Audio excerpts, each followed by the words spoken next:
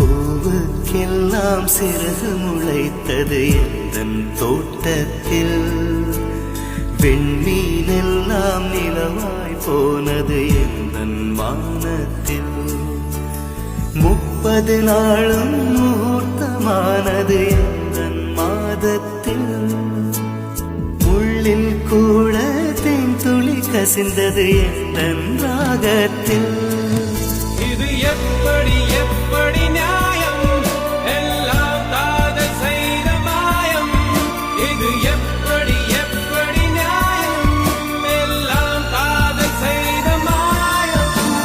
பூவுக்கெல்லாம் சிறகு முளைத்தது எந்தன் தோட்டத்தில்.